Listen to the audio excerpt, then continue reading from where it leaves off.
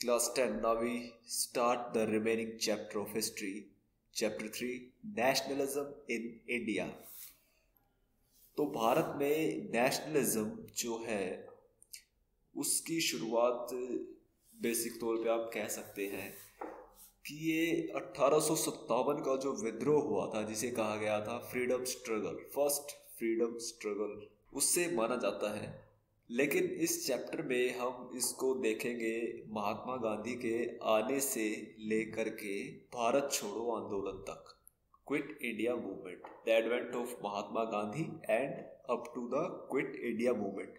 तो ये जो टाइम पीरियड रहा ये रहेगा आपका 1915 से लेके 1942 के भारत छोड़ो आंदोलन तक। तो देखते हैं lecture 1, the first world war, Khilafat and non cooperation. तो in these we will cover the first world war, Khilafat movement, non cooperation movement and civil disobedience movement. So first we have to look at the first world war. तो first world war जो रही उसका time period रहा 1914 to 1918, 1914 से लेके 1918 तक ये first world war जो थी वो लड़ी गई थी। और जिसमें आपने देखा था 9th क्लास में भी आपने इसको रीड किया था, जिसमें एलीज वर्सेस सेंट्रल पावर रही है।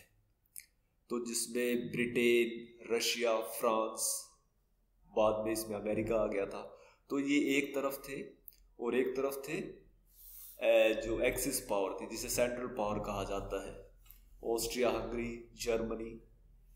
तो इसमें ब्रिटेन जो था वो टॉप पे था वर्ल्ड में in the terms of power. जैसे आज अमेरिका टॉप पे है वैसे कभी ब्रिटेन का राज था पूरी दुनिया में। और वर्ल्ड वॉर में शामिल होने का मतलब था कि ब्रिटेन का जो स्टेटस था वो यहाँ पर दांव पे लगा था। तो इस फर्स्ट वर्ल्ड वॉर से जीत कर निकलना ही ब्रिटेन का या इंग्लैंड का एकमात्र टारगेट था। और इसको पूरा करने के लिए उसने काफ़ी ज़्यादा पैसा उठाया अमेरिका जैसे देशों से, ताकि वो यहाँ पर हारे ना। तो लेकिन ब्रिटेन की इस जिद जो थी, ब्रिटेन की जो प्रेस्टीज की लड़ाई थी, इसका असर भारत पर बहुत ज़्यादा पड़ा, क्योंकि भारत एक ऐसी कॉलोनी था अंग्रेज़ों की जो रिसोर्स के मामले में इनको काफ़ी सप्लाई दे रहा था। तो उसका असर भारत पर पड़ना एक तरह से स्वाभाविक था, श्योर था। उसकी वजह से क्या क्या इफेक्ट पड़ते हैं 1914 के फर्स्ट वर्ल्ड वॉर की तरफ से, तो देखते हैं इसमें। पहला कह रहा है huge increase in defence expenditure. सबसे बड़ा इसका जो असर रहा वो रहा डिफेंस एक्सपेंडिचर पर। डिफेंस यानी जो सुरक्षा थी। तो जो डिफेंस सिस्टम होता है किसी भी देश का, उसमें पैसा बहुत ज़्यादा लगता है। जैसे भारत में भी अगर बात करें तो भारत का जितना डिफेंस बजट है वो हमारे एजुकेशन बजट से लेकर हमारी हेल्थ जो बहुत ही इम्पोर्टेंट रिक्वायरमेंट मानी जाती है इंसान के जीवन की, तो बहुत ज़्यादा उससे पड़ता है। तो हर देश चाहता है कि वो सेफ्टी के मामले में बिल्कुल कोई भी कमी ना छोड़े। तो इस वजह से जो डिफेंस बजट होता है किसी भी देश का, वो बाकी सभी ज़रूरतों से बहुत ऊपर गिना जाता है। तो इंग्लैंड ने भी यही किया था कि भारत पे जो इनका रूल था, ये जो यहाँ से रिसोर्स लूट के लिए जा रहे थे, वो इन्होंने और ज़्यादा स्पीड बढ़ा दी लूटने की। Huge increase in the defence expenditure, defence budget में बहुत ज़्यादा इसमें इंक्रीज हुआ। This was finance by the war loan and by increasing taxes. और ये खर्चा पूरा करने के लिए इंग्लैंड ने लोन उठाया, मैंने बताया था, अमेरिका जैसे देशों से, और टैक्स बढ़ा दिए भारत के लोगों पर। जो भी इसकी कॉलोनीज थी वहाँ पे इसने टैक्स को बढ़ाना शुरू कर दिया, जैसे लुई 16 ने फ्रांस में किया था। Custom duties were raised and income tax was introduced to raise extra revenue. इसके अलावा कस्टम ड्यूटीज बढ़ा दी गई। कस्टम ड्यूटीज होती है किसी देश से दूसरे देश को जो सामान आता जाता है उस पर टैक्स लगाया जाता है। तो जो भी चीज़ें भारत से इंग्लैंड जाती थी उन पर टैक्स बढ़ा दिया गया। तो जो हमारे कॉटन सप्लायर थे ज़्यादातर, उन पर इसका बहुत बुरा असर पड़ा, क्योंकि वो पहले ही कम कमा रहे थे। उनका सामान जो था वो यूरोप में बिकता तो था, लेकिन वो टैक्स इतना ज़्यादा हो जाता था कि उनकी बचत पर असर पड़ता था इसका। और दूसरा, इनकम टैक्स को इंट्रोड्यूस किया गया पहली बार। इनकम टैक्स जो आज के समय भारत के जो भी एम्प्लॉयर्स हैं, जो भी नौकरी पेशा बिजनेसमैन है, वो जो टैक्स पे करते हैं इनकम पे, वो इंट्रोड्यूस किया गया पहली बार ताकि पैसा ज़्यादा से ज़्यादा इकट्ठा किया जा सके। Prices of item increase during the war years. इसके अलावा चीज़ों के दाम बढ़ा दिए गए। जो भी ज़रूरत का सामान था उसकी जो प्राइसेस थी वो काफ़ी इंक्रीज हुए, महंगाई काफ़ी बढ़ गई थी। The prices double between 1913 to 1918। 1913 से 1918 तक चीज़ों के दाम जो थे दोगुने हो चुके थे। The common people were the worst sufferer because of the price rise. और इसका सबसे बुरा असर पड़ा था आम इंसान पर, जिसकी पहले ही इनकम काफ़ी लो थी और ऊपर से ये महंगाई, इसने यहाँ पर कमर तोड़ के रख दी एक आम इंसान की।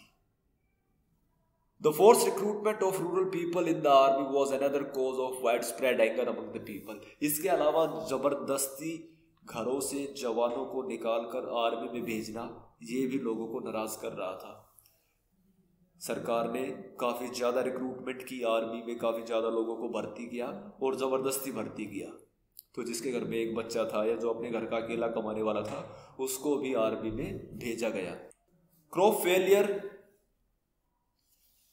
in many part of India resulted in acute shortage of food. इसके अलावा क्रॉप फेल हो गई, यानी फसलों को नुकसान हुआ, सूखे में बर्बाद हो गई फसल, और अंग्रेज सरकार की तरफ से टैक्स में कोई छूट नहीं दी गई। तो इससे भी इंडिया के लोगों को काफ़ी ज़्यादा प्रॉब्लम हुई। और इसके बाद आया इन्फ्लुएंजा एपिडेमिक, बीमारी, जिस बीमारी की वजह से लगभग कहा जाता है 1.25 से 1.5 करोड़ लोग मारे गए थे।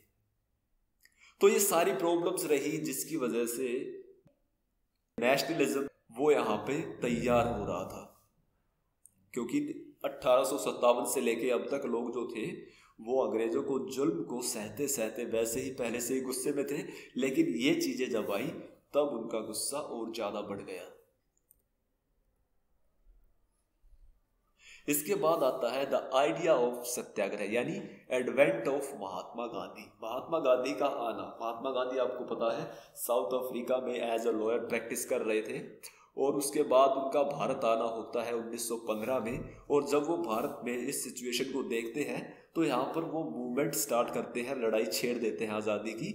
उसकी शुरुआत होती है आइडिया ऑफ सत्याग्रह, सत्याग्रह के विचार से। This method was based on the idea if the someone is fighting for a true cause, there is no need to take recourse to physical force to fight the oppressor. ये महात्मा बुद्ध का एक तरह से विचार था कि सत्याग्रह क्या होता है कि जब अगर आप किसी सच्ची लड़ाई के लिए लड़ते हो तो आपको ज़रूरत नहीं होती किसी भी ताकत को इस्तेमाल करने की। आपके अंदर की जो सच्चाई की ताकत है वही काफ़ी है आपकी लड़ाई को लड़ने के लिए, आपको जीतने के लिए।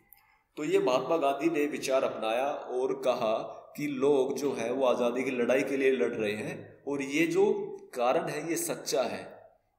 इस वजह से उनको किसी भी ताकत की, किसी भी डंडे की, किसी भी हथियार की ज़रूरत नहीं है और उनको ये लड़ाई सच्चाई से, शांति से, अहिंसा से लड़नी पड़ेगी। Gandhi ji believed that a satyagrahi could win a battle through non violence in the east without being aggressive और रिवेंजफुल। तो महात्मा गांधी ने ये कहा कि आप इस लड़ाई को नॉन वायलेंस यानी अहिंसा से जीत सकते हैं, बिना किसी एग्रेसिवनेस के, बिना किसी बदला लेने की भावना से।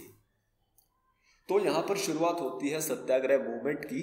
तो जो 3 इवेंट रही इंपॉर्टेंटली, जो काफ़ी एग्जाम्स में भी पूछी जाती है, वो 3 इवेंट में रही चंपारण, खेड़ा और अहमदाबाद की घटनाएं, जहाँ पर महात्मा गांधी ने सत्याग्रह मूवमेंट शुरू किया। तो इसकी शुरुआत हुई सबसे पहले चंपारण में 1916। चंपारण बिहार का एक इलाका है जहाँ पर जो किसान थे वो अंग्रेजों की जो एग्रीकल्चरल पॉलिसी थी उसके खिलाफ खड़े थे, वो उनसे सेटिस्फाई नहीं थे।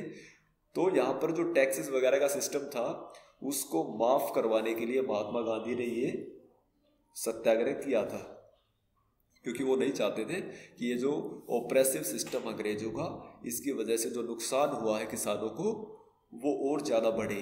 तो इन्होंने रेवेन्यू सिस्टम के खिलाफ यहाँ पे चंपारण में सत्याग्रह किया था। दूसरा सत्याग्रह किया गया 1917 में, 1917 में खेड़ा गुजरात। तो ये भी रेवेन्यू सिस्टम के खिलाफ था। इसके बाद आया mill worker movement in Ahmedabad in 1918, और उसके बाद आया मिल वर्कर जो थे अहमदाबाद के, उनके लिए। तो महात्मा गांधी ने मिल वर्कर की जो डिमांडें थी, काम करने के घंटे कम हो, उनको वेजेस अच्छा मिले, काम करने का एनवायरनमेंट अच्छा हो, तो यहाँ पर जो मिल मालिक थे वो मिल मजदूरों को परेशान कर रहे थे। तो उनका साथ देने के लिए महात्मा गांधी ने अहमदाबाद में एक सत्याग्रह किया था 1918 में, जिसे अहमदाबाद सत्याग्रह कहा जाता है। तो ये 3 इवेंट रही इंपॉर्टेंटली, आप इसको देख लें क्योंकि ये मैप में भी लोकेशन के लिए पूछा जाता है। तो 1916 का चंपारण, 1917 का खेड़ा और 1918 का अहमदाबाद सत्याग्रह, ये 3 इंपॉर्टेंट सत्याग्रह रहे जिसने महात्मा गांधी को ऑल ओवर इंडिया फेमस कर दिया था।